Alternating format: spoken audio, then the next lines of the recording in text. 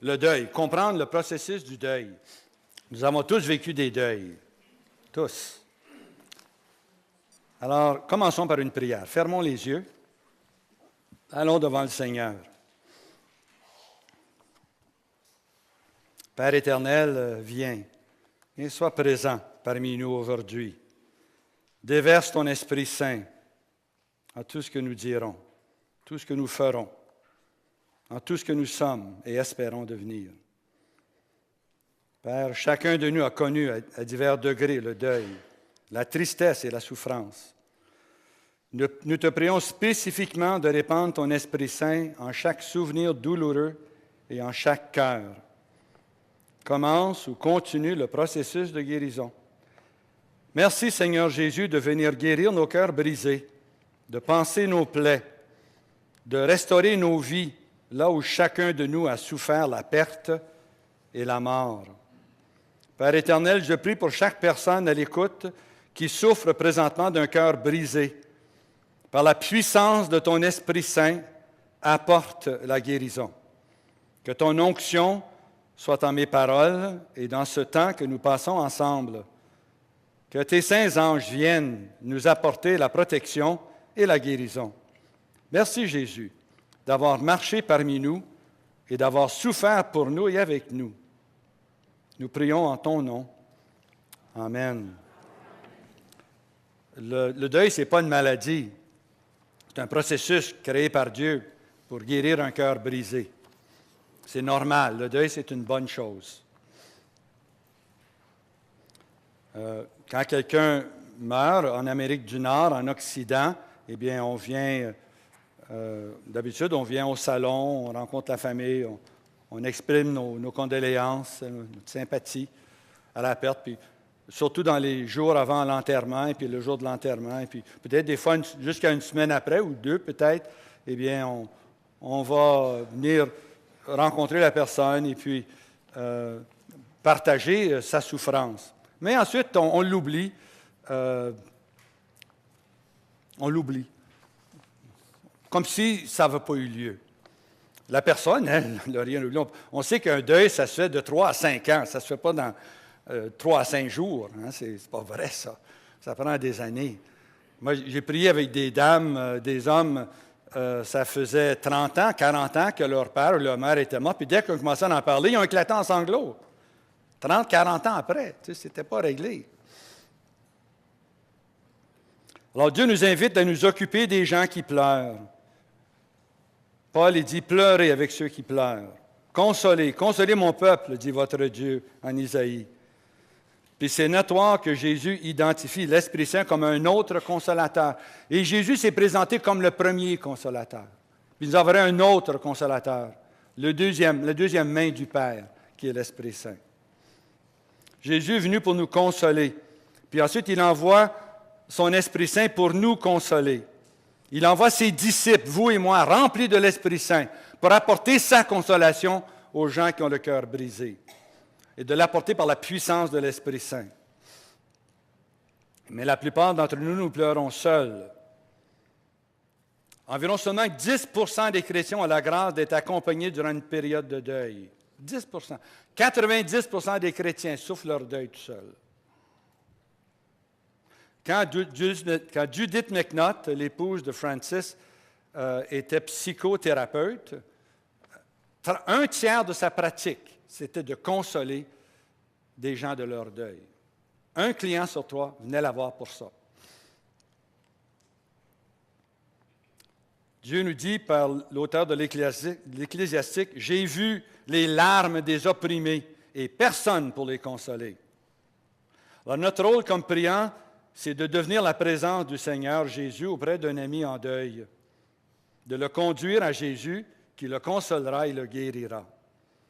Comme le dit l'Apocalypse, « Et Dieu essuiera toutes larmes de leurs yeux. » Saint Jacques le dit clairement, il dit « La religion pure et sans tache, au regard de Dieu le Père, consiste à visiter dans leur détresse les orphelins et les veuves. » Ça, c'est la religion pure et sans tache.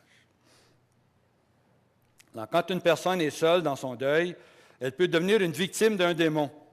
Le diable cherche à nous isoler pour mieux pouvoir nous tourmenter. Il ne faut pas abandonner les nôtres à leur solitude durant leur temps difficile.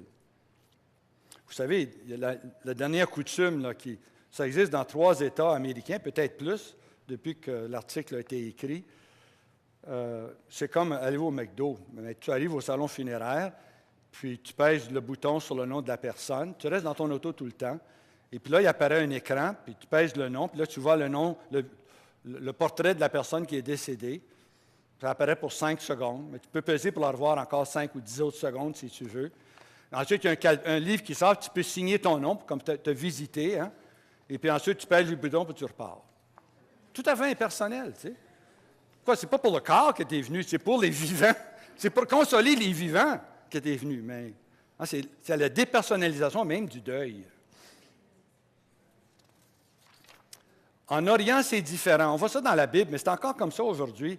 Quand quelqu'un meurt, bien, ils vont même embaucher des pleureuses. Et pendant 3 jours et 3 nuits, ils pleurent. Le jour et la nuit. Ils braillent à voix haute. Ils se lamentent sur la mort de la personne. Et puis ensuite, le deuil se continue pour 7 autres journées. Et puis ensuite, pendant plusieurs mois, les voisins viennent pour lui faire parler de la personne qui est décédée, qu'elle raconte, parce que le deuil se fait en parlant. Alors, elle va raconter ce qu'elle a vécu. Il faut qu'elle le raconte pour que tous les souvenirs mauvais partent et qu'il ne reste que les bons souvenirs. C'est le signe que le deuil est complet. Maintenant, le deuil et la dépression. Le deuil, c'est un choc tellement grand au système que ça peut provoquer la dépression. Le goût de la mort, même des tendances au suicide. Et puis quand vous priez avec quelqu'un et vous voyez qu'elle vient de vivre un deuil, sachez que c'est une possibilité, puis soyez armés de votre fiche là, pour la dépression qu'on a vue hier, pour savoir quoi ne pas faire et quoi faire. Peut-être pour l'empêcher de tomber dans la dépression, si vous voyez que ça peut venir, mais une fois qu'elle est dedans, respectez les consignes pour aider cette personne à s'en sortir. Alors, le deuil, qu'est-ce que c'est?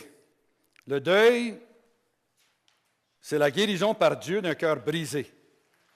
C'est une réaction normale et naturelle face à la perte. On n'a pas été créé pour la mort. Hein? La mort ne vient pas de Dieu, il faut se le rappeler.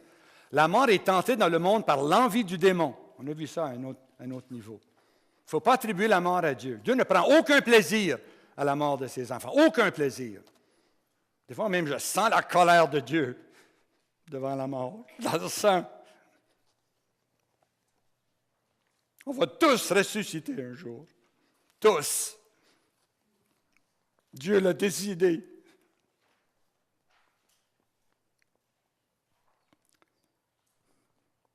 Le deuil, c'est une masse conflictuelle d'émotions humaines. Suite à une perte et un bouleversement émotif important. Le deuil fut conçu par Dieu, c'est un ami, ce n'est pas un ennemi.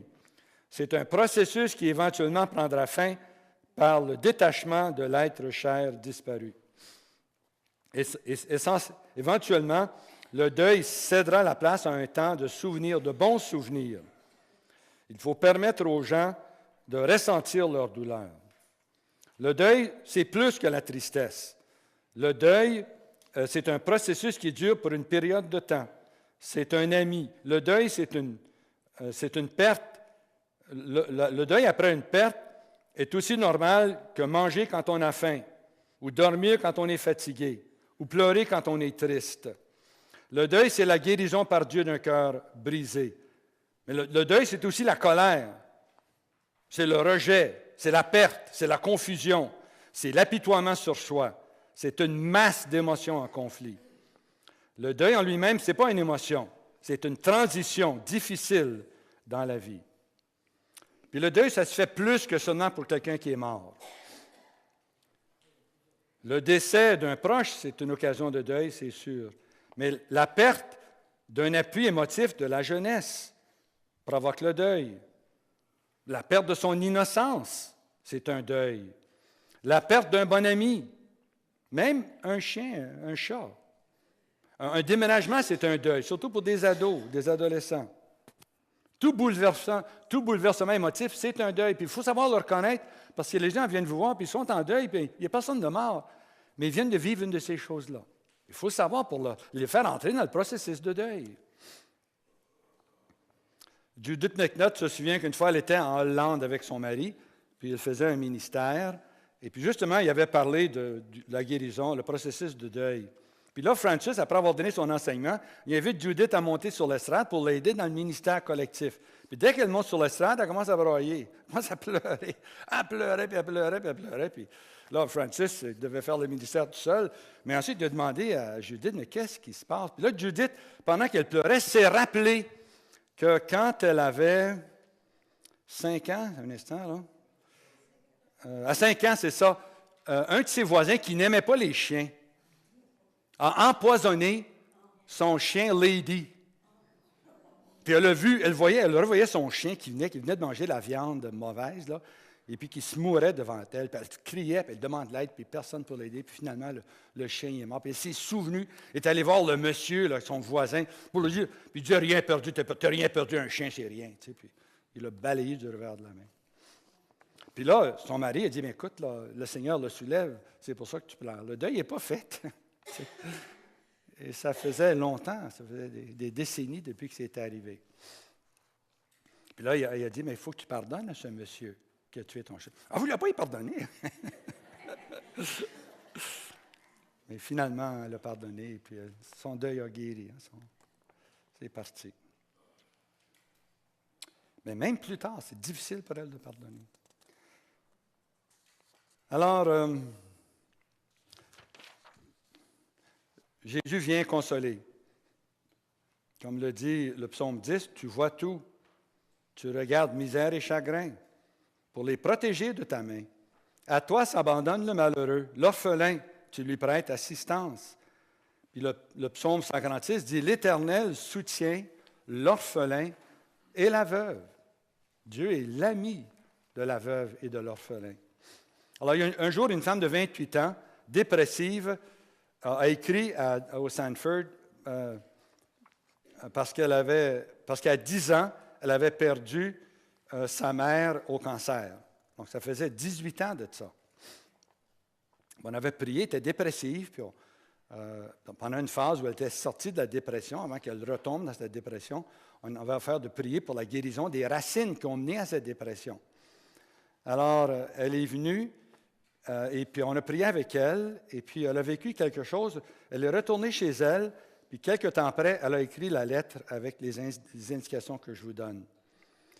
Alors, sa mère était morte quand elle avait 18 ans, quand elle avait plutôt 10 ans, donc ça faisait 18 ans. Mais sa fille s'agrippait toujours au deuil. Elle ne voulait pas lâcher le deuil. Elle ne voulait pas le lâcher. Alors, dans une vision, Jésus est venu à elle, puis Jésus lui a dit, « Accepterais-tu de laisser ta maman venir avec moi? » Puis elle a répondu, « Non. Elle est tout pour moi.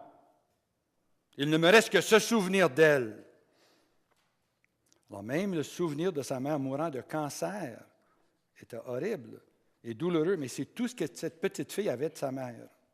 Elle refusait de le laisser aller. Alors là, tout à coup, elle voit Jésus qui est sur la croix, vivant, mais sur la croix. Puis là, elle s'écrie, puis là, elle écrit, « Je me voyais venir vers Jésus en croix avec le cadavre de ma mère pour l'apporter à Jésus. » Et puis, Jésus la regarde du haut de la croix, puis il lui dit, « C'est l'heure de la laisser partir. Elle appartient à ce monde ici. Elle est bien plus heureuse ici. » Alors là, sa mère, qui avait été déposée au pied de la croix, la regarde dans cette vision qu'elle a. Et puis, sa mère la regarde, puis ensuite, elle commence à s'éloigner. Et Jésus lui sourit, puis il lui dit encore, « C'est l'heure de la laisser partir. Elle est ici avec moi. S'il te plaît, laisse-la partir. » Puis ma mère se tourna, me regarda et sourit, écrit-elle. Je savais que c'était l'heure. Ma mère est disparue très lentement. Maintenant, il ne me restait que Jésus. Je pleurais. Alors, Jésus s'est assis à côté de moi pour me réconforter. Il m'a pris dans ses bras. Et soudainement, j'ai senti la libération de la douleur que je ressentais depuis 18 ans. Puis Jésus me donna de revivre des souvenirs joyeux et merveilleux avec ma mère. C'est le signe d'une guérison. La guérison vient en se rappelant des bons souvenirs. Jamais, dit-elle, écrit-elle, je n'oublierai le sentiment d'être profondément compris par Jésus. Laisser partir ma mère fut le premier pas dans ma guérison, mais il fut le plus difficile. Puis plus qu'une fois, le Seigneur donne des visions quand on prie avec les gens. Je vais vous enseigner à montrer comment on fait ça, comment on introduit Jésus dans une situation difficile. Alors, quand le suppliant exprime sa colère contre Dieu, le priant ne devrait pas l'en empêcher. Laisse le suppliant exprimer ses colères. Ce qu'il fait est tout simplement cathartique. La catharsis, c'est l'explosion d'émotions embouteillées. N'interromps jamais une catharsis. Laisse-la sortir. Il aura tout le temps nécessaire plus tard pour parler intelligemment. D'ailleurs, le problème n'est pas Dieu, mais son attitude envers ses propres parents. D'ailleurs, sa colère contre Dieu est révélatrice de l'attitude inconsciente du requérant, de ses colères et de ses jugements contre ses propres parents. Sa colère exprime que Dieu, en d'autres mots ses parents, l'a laissé tomber. N'essayez pas de venir au secours de Dieu. Dieu n'a pas besoin d'être secouru. Dieu n'a pas peur de nos colères. Il nous connaît. Dieu, ce n'est pas le problème. Ce n'est pas lui le problème. Demandez-lui tout simplement, parle-moi de ton père, parle-moi de ta mère. Laissez-le raconter. Laissez-le raconter. Quelle sorte de personne était-il? Le priant cherche les jugements qui ont été formés contre le papa et la maman durant l'enfance. Des manques d'affection, leur absence, leur violence. Il n'était pas capable de vous écouter, il n'y avait pas de compassion, c'était des durs. Des gens qui sautaient aux conclusions, qui jugeaient et qui punissaient assez vite. Alors le requérant voit Dieu probablement avec un cœur incroyant. Alors, après avoir écouté la personne, il faut aller plus loin que seulement compatir à leur souffrance. Il faut apporter la consolation à l'esprit humain au cœur du requérant. Dieu a dit, si mon père, si ma mère m'abandonne, le Seigneur, lui, me reçoit. Le priant demande au Seigneur de venir tout restaurer. Demande au Père éternel de prendre le requérant dans ses bras et de le serrer bien fort, jusqu'à ce que l'enfant, dans le requérant, sache que dans tout son être, qu'il est aimé et chéri, qu'il est choisi et qu'il appartient. Le priant encouragera le requérant à se joindre à un petit groupe de partage pour louer et adorer le Seigneur, pour nourrir et fortifier son esprit par le rire, l'amitié, le plaisir, et ne pas se priver de s'étreindre les uns les autres, les accolades entre amis. C'est bon. Ainsi, l'enfant en lui reprendra vigueur et santé. Alors, voici des occasions de deuil. Je vous en mentionne quelques-uns pour que vous sachiez que dans tous ces cas-là, il y a un deuil à faire. La perte de la maison familiale, la perte d'un emploi, c'est un deuil. Puis certaines personnes, mais surtout les femmes, ont ressenti profondément la perte de leur innocence lors de leur première relation sexuelle. Pour certains, c'était dans la violence, c'était pas désiré. Maintenant, sachez que Dieu peut restaurer l'innocence perdue. On a vu ça dans les 5 clés de la délivrance au niveau du commandement et de la renonciation. Alors, le besoin émotif insatisfait de l'enfance. Quand les besoins, surtout affectifs, durant l'enfance, ne sont pas satisfaits, la personne concernée éprouve un sentiment de vide. La plupart des gens n'y pensent pas, mais ils souffrent d'un deuil irrésolu. Ça peut être difficile pour un requérant d'identifier ce deuil. Le rôle du priant, notre rôle, c'est de lui aider. Alors, des rôles possibles seraient l'obsession de contrôler ou la dépression. Alors, allons à la page 109 pour le ministère de guérison, page 109.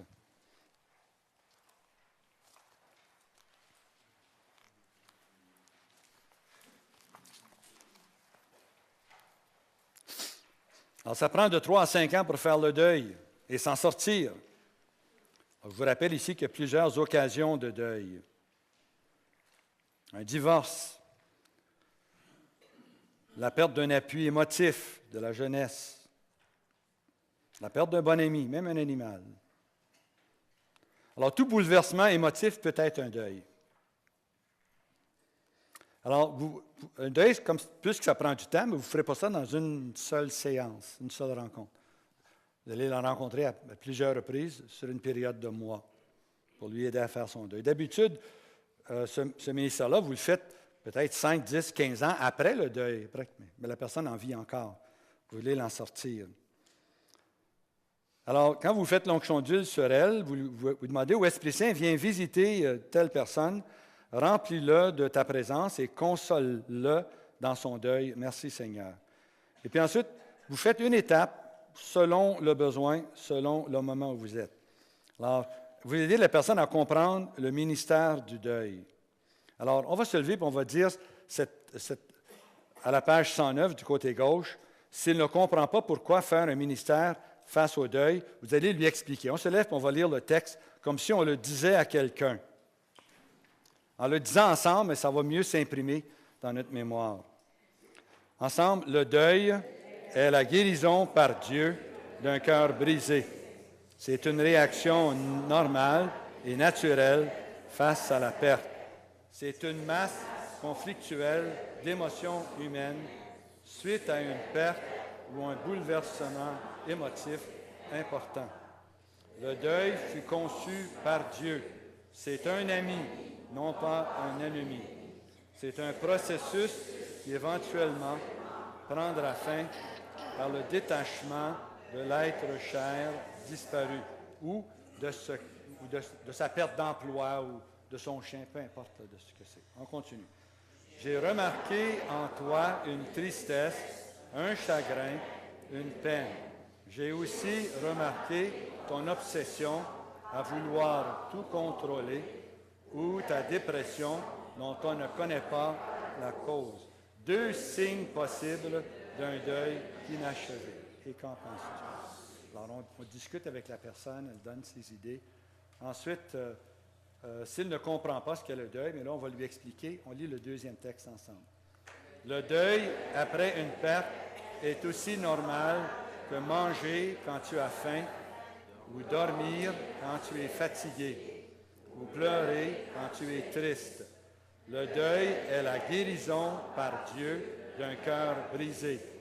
Le deuil n'est pas simplement pleurer, c'est aussi la colère, c'est le rejet, c'est la perte, c'est la confusion, c'est l'apitoiement sur soi. C'est une masse d'émotions en conflit. Le deuil en lui-même n'est pas une émotion. C'est une transition difficile dans la vie. Éventuellement, le deuil cédera la place à un temps de souvenirs, de bons souvenirs. Qu'en penses-tu? Là, vous lui demandez ce qu'il en pense, vous en discutez avec elle. Alors, vous pouvez vous asseoir. Alors, au numéro 2, vous identifiez la cause du deuil. Je veux t'aider à identifier la source, la racine de ta perte, du deuil que tu as à faire. Alors, regarde la liste des questions suivantes. Est-ce qu'il y a à une ou deux parmi elles qui te font penser à quelque chose? Il y a une série de questions ici pour identifier la source de son deuil, pour savoir sur quoi vous allez prier. Alors, si vous regardez la liste rapidement, qu'est-ce qui est arrivé dans ta jeunesse? Quelles étaient les personnes importantes dans ta vie? Puis il va vous le dire. Moi, je parlais avec une femme une fois, puis il m'a dit, la personne la plus importante de ma vie, c'était ma voisine. Ma mère était nulle, elle était affreuse avec moi. Mais ma voisine m'accueillait, me donnait toujours des biscuits puis du lait quand j'allais la visiter. Elle était toujours là pour moi. Puis elle est morte quand j'avais 10 ans. Puis elle a commencé à pleurer. La femme avait 45 ans. Alors, c'était une personne importante pour sa vie. Est-ce que tu as reçu beaucoup d'affection de tes parents? Ta mère travaillait et tu étais seul à la maison. Est-ce que tu t'es senti abandonné à cause de l'absence d'attention et de temps de ta mère? Peut-on dire que tu as un immense besoin d'amour, d'affirmation, d'acceptation?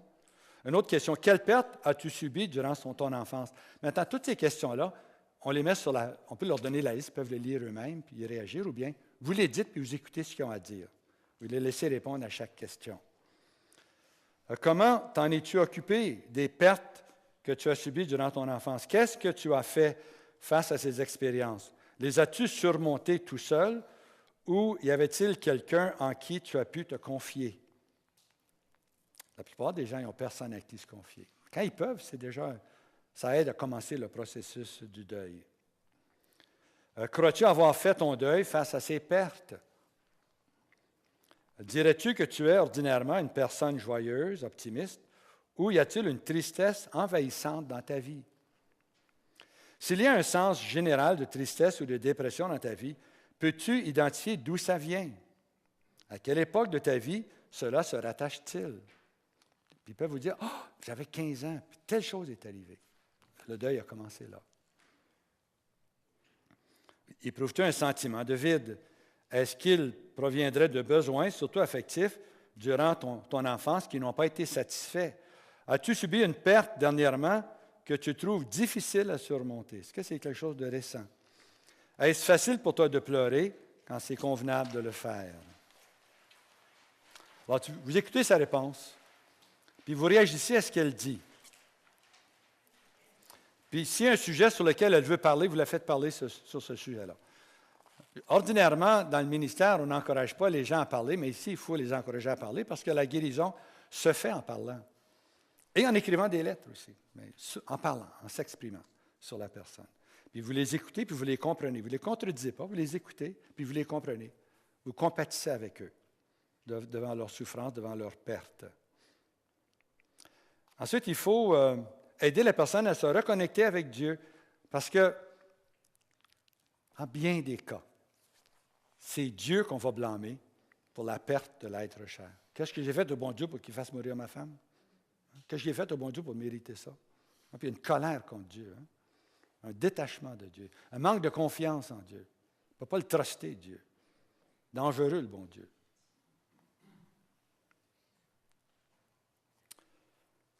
Maintenant, il faut aussi les aider à se reconnecter avec les membres de leur famille.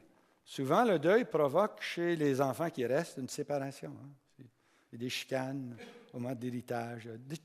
Toutes sortes de choses peuvent se passer à ce moment-là. Ils vont se séparer. Ils ne parleront pas à quelqu'un pendant 10-15 ans après ça. Alors, il faut l'instruire et lui aider à reprendre contact. Alors, en plus de maintenir le contact avec Dieu, comme à sa source première, le suppliant doit rester en contact avec les autres, les aimer et se laisser aimer par eux. Le priant doit l'aider à comprendre que son individualisme. En Amérique du Nord, on est, tu sais, le cow-boy, là, puis c'est des individus. Il y a leur cheval, leur fusil, et puis leur troupeau de vaches. C'est leur vie. Il y a peut-être un chien, mais à part de ça, là. De l'individualisme, on fait ça par nous-mêmes, pas besoin des autres. C'est indépendant. Je suis fort. Tu sais. Mais c'est un ennemi, c'est un piège. On a besoin les uns des autres. On a besoin les uns des autres. Alors, il faut lui aider à comprendre que son individualisme et sa tendance à l'auto-guérison sont des mécanismes de défense qui peuvent empêcher Dieu de lui apporter la guérison par les autres. Il doit aussi reprendre contact avec sa souffrance intérieure qui le pousse à s'isoler. Alors, Dieu nous invite à nous occuper des gens qui pleurent. Comme le dit Romains 12, pleurez avec ceux qui pleurent. Consolez mon peuple, dit le Seigneur. Alors, Jésus, c'est un homme qui connaît la douleur. D'ailleurs, on le décrit comme l'homme de douleur. À Gethsémani, il a pleuré, il était dans le deuil, il a sué des sueurs de sang. Il a dit son cœur est triste à en mourir. Il voulait avoir des amis autour de lui pour ne pas être seul dans ce temps difficile de sa vie.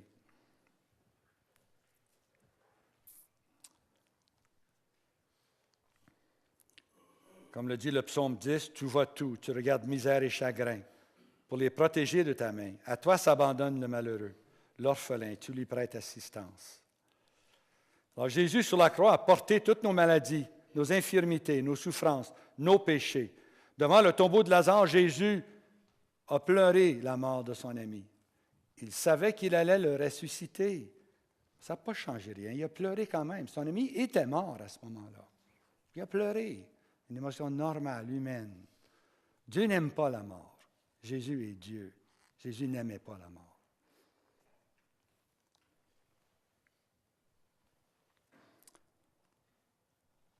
Puis, un enfant, si dans une famille, disons que le papa meurt, eh bien, les voisins, les autres vont venir et ils vont consoler la mère.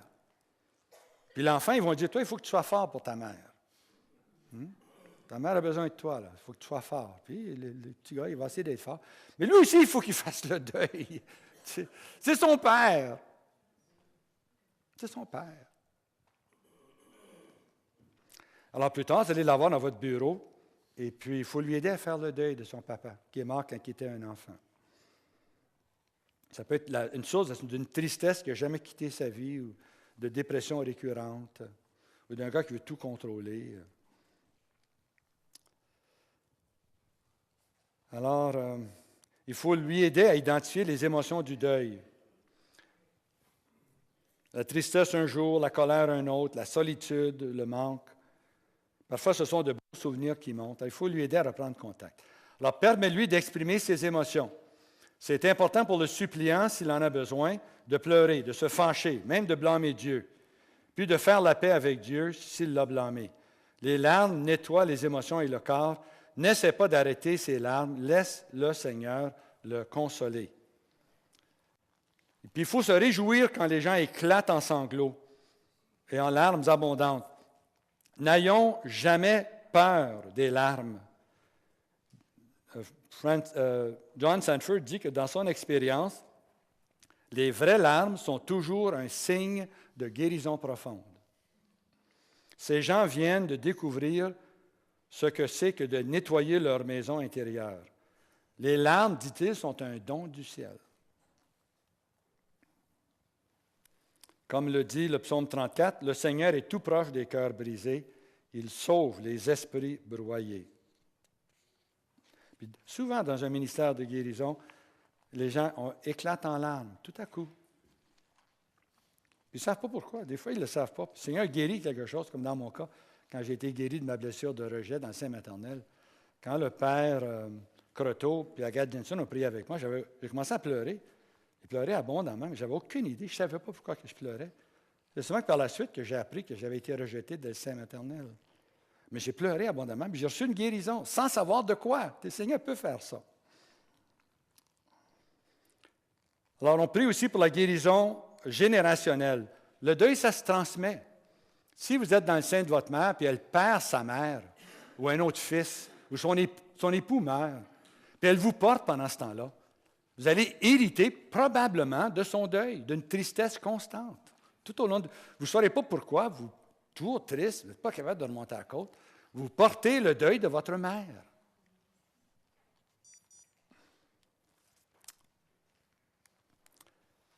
Puis aussi, c'est des démons qui se transmettent de génération en génération pour affliger les enfants, les affliger. Il faut savoir faire un ministère pour briser ces choses-là. Demeure conscient d'un besoin possible de délivrance. Un esprit de deuil peut affliger une famille. Nous pouvons même porter la douleur physique et émotive d'un autre. Coupe le suppliant de toutes ces choses et prie pour sa guérison intérieure. Alors, dans le cas que je vous disais tantôt de la jeune femme de 28 ans qui ne voulait pas laisser aller sa mère qui était morte quand elle avait 10 ans, elle a vécu une autre expérience dont elle raconte aussi. Ici, on a le texte. Ici, la troisième guérison obtenue, écrit-elle, concerne l'époque où je souffrais d'un cancer cervical. Elle-même, plus tard, a souffert d'un cancer cervical. Alors, depuis 1 an, je souffrais d'une grande douleur. Je prenais des calmants puissants sans effet. Puis à l'hôpital, on m'a donné de la morphine, sans résultat. Puis lorsqu'on a prié pour moi, ça faisait 18 ans, jour pour jour, depuis la mort de ma mère. La coïncidence divine. Il n'y a pas de coïncidence, en fait. Alors soudain, je me trouvais encore au pied de la croix, avec Jésus. Une autre vision. J'étais bien consciente de le voir, mais je ne savais pas pourquoi il venait me voir. Alors Jésus se tenait là, à mes côtés, puis Jésus m'a dit, « Accepterais-tu de remettre ta douleur à ta mère? C'est sa douleur que tu portes, lui dit Jésus. » Alors j'étais en choc. J'ai dit à Jésus que c'était ma douleur. Comment peut-elle appartenir à ma mère? Je la sens, c'est ma douleur. Alors Jésus me répondit, non, c'est la douleur de ta mère. Alors j'ai répondu, je ne comprends pas. Alors Jésus me conduisit au cercueil de ma mère. Ensemble, ils la regardèrent et Jésus dit, c'est très important pour toi que tu laisses ta mère garder sa douleur. Puis Jésus me reconduisit à la croix où ma mère nous attendait. Puis Jésus me dit, accepterais-tu maintenant de redonner ta douleur à ta mère? C'est sa douleur. Elle ne t'appartient pas. À l'instant même où j'ai dit, je pense que oui, dès que ces mots ont quitté mes lèvres, ma douleur est disparue et n'est jamais revenue. C'était vraiment la douleur d'une autre qu'elle portait. Puis je connais d'autres personnes qui ont vécu une expérience comme ça. Ils portaient la douleur de quelqu'un d'autre, toute leur vie, pensant que c'était la leur. Non. Alors, ce témoignage illustre bien que parfois on porte la douleur d'un autre pendant des années. Alors, cette jeune femme de 28 ans était accablée de douleur durant son cancer, la même douleur qui avait terrassé sa mère 18 ans auparavant, par un cancer. Parfois, une douleur peut être générationnelle ou même satanique. Alors, le priant doit la couper et l'expulser, et ensuite prier pour la guérison intérieure. On peut même faire un rituel, j'en ai déjà parlé dans un autre enseignement. Dieu restaure. Dieu sera avec lui, ne l'abandonnera jamais et restaurera toutes ses pertes en son temps. Comme le dit Joël, je vous dédommagerai les années que les sauterelles ont dévorées. Dieu restaure le passé, puis nous redonne tout ce qu'on a perdu dans le passé. Une fois que c'est guéri, il nous comble des bienfaits qu'il n'avait pas pu nous donner auparavant. Dieu a une masse de bénédictions pour nous. Puis souvent, c'est les obstacles en nous qui empêchent Dieu de nous les donner. Alors, dès que le moment vient où on se débarrasse de ce fardeau, Dieu peut finalement nous bénir. On ressent ces bénédictions surabondantes. Alors, on va terminer ensemble, on va se lever et on va faire la prière qui reste ici, puisque tous, nous avons fait l'expérience de pertes qui ont besoin de prière. Alors, je vous invite à offrir à Dieu tout ce qui est monté en vous pendant cet enseignement. En le plaçant devant le Seigneur, vous le présentez devant le serviteur souffrant, le crucifié, celui qui est venu porter nos souffrances et nos tristesses, qui est venu essuyer chacune de nos larmes. Ensemble. Cher Jésus, tu connais nos blessures les plus profondes. Tu connais toutes les expériences de nos vies. Tu vois les pertes qui nous ont affectés profondément et nous ont poussés à se détourner de l'idéal de vie que tu voulais pour nous dès le commencement. Je prie, Seigneur, pour ces grandes pertes, ces décès ou ces souffrances que nous avons subies à un jeune âge, la mort de papa ou de maman, de grand-maman ou grand-papa, peut-être d'un frère ou d'une sœur. Aide-nous à identifier la perte en question, la perte de l'innocence qu'on ne pense plus jamais retrouver, ou la perte de la maison familiale et les amis. Peut-être qu'on ne s'est jamais plus installé pleinement ailleurs. Pour un autre, c'est possiblement qu'il n'a jamais eu d'enfance, un temps de liberté et d'insouciance à cause d'un parent alcoolique qu'il a dû assumer le rôle d'adulte, même durant son enfance. Toi seul, Seigneur, connais ces compartiments secrets en nous. Prends ces souvenirs enfouis dans l'ombre de la mémoire et fais-y rejaillir ta lumière qui guérit. Viens visiter tout particulièrement cet enfant qui se cache dans l'ombre qui a toujours besoin de papa ou maman, d'un bon ami ou d'un chez-soi. Viens, Seigneur Jésus, je te prie, et prends cet enfant par la main et conduis-le à un endroit sans danger et sûr, un endroit rempli d'amour et de sollicitude. Peu importe la grandeur de la perte, Seigneur, si large soit-elle que personne d'autre n'y puisse rien, je la confie à tes soins, Seigneur Jésus, car je sais que c'est important pour toi. Je sais que tu vas le restaurer entièrement. Mets ton onction sur chacun de nous, Seigneur. Une onction pour guérir la perte et le deuil, et une onction pour la guérison des autres. Que ton Esprit Saint nous guide à la vérité tout entière. Que ton Esprit, Seigneur, nous donne à chacun un cœur plein de compassion pour quiconque est brisé et souffrant. Prends-nous dans tes bras, Seigneur. Mets-nous dans ton cœur, où nous serons restaurés et guéris. Nous te disons merci pour tout ce que tu fais pour nous. En ton nom, nous prions. Amen. Alléluia.